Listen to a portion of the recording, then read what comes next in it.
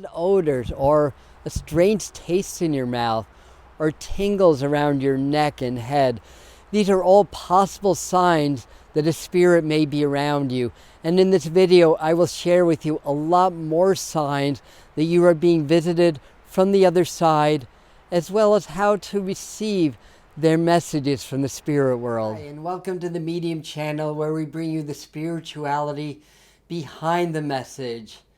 And a lot of people think that a spirit encounter is like Marlowe or Marlowe from from A Christmas Carol, rattling chains up the stairs, or walking into a haunted house and hearing a voice going, "Get out!" But usually the signs are much more subtle, and you don't need a lot of mediumship training. In fact, you don't need to be a medium at all. The spirit world wants to communicate with you. They want to let you know that they are with you. They're working with you. They still love you. And they're helping you in your life and on your journey and on your path of awakening. So here's some signs for you. One could be that just somebody randomly pops up in your mind. Like my father's passed on every now and then. He'll just come up on my mind, and I know he's here. So I'll say, "Hey, Dad, how you doing up there?" Or somebody might randomly start to talk about somebody that passed on, just out of the blue, like nobody's thinking about it. Because when they're around, there's a subtle energy and a vibration that people feel and pick up on subconsciously. So watch the people around you. Also watch the young children and the pets. They're very adept at feeling spirit. And the really psychic children, the really advanced children, may even give you a description and a name of somebody they never met that passed on. That's happened. Also, sometimes you can feel like around the room a cool spot or maybe a warm spot. And the reason is that as spirits begin to manifest in the physical, they take energy from the environment, and therefore the temperature drops a little bit. You may get synchronicities through numbers, like seeing a lot of the angel numbers, like the 333s, 444s, or just another synchronicity could be that somebody that passed on pops up in your mind, and you see their birthday on a license plate. So there's all kinds of synchronicity. You know, you may think about somebody and their favorite song comes on, or somebody else talks about them, or somebody passes by that looks a lot like them.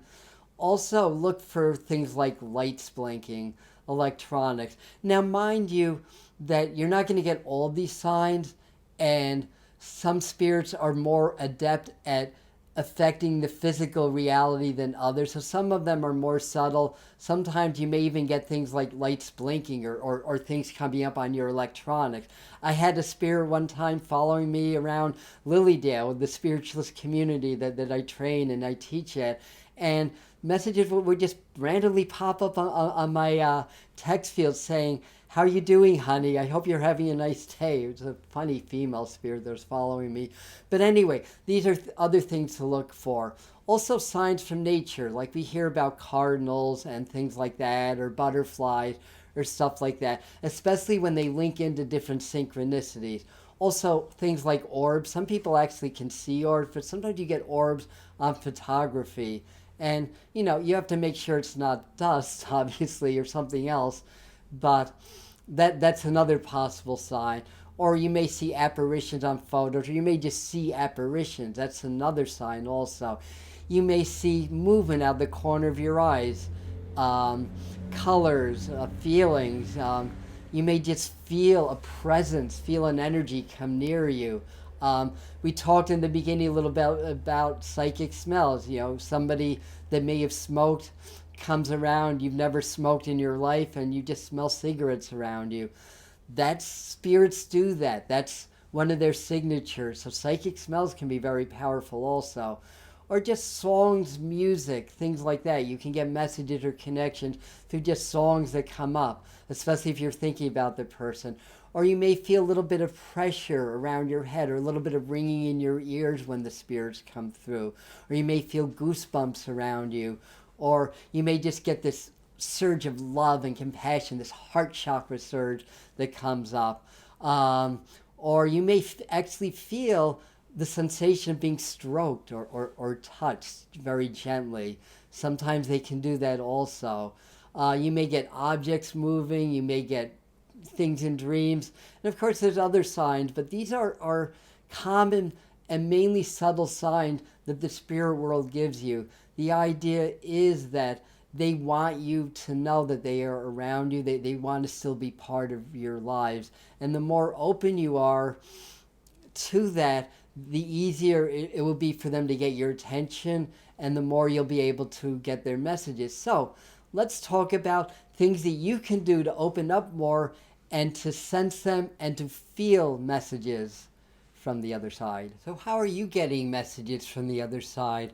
Please comment and keep the conversation going. I know I'm missing a few. I'm counting on you guys to fill in the blanks here. And again, getting back to dreams, dreams can be really powerful, but we have to understand the difference between a true visitation dream versus a subconscious trying to work through our own issues types of dream. They have a totally different feeling and a totally different resonance, I want to say. Anyway, let's talk about how you can get messages. Once you feel and you know they're around, how can you get messages?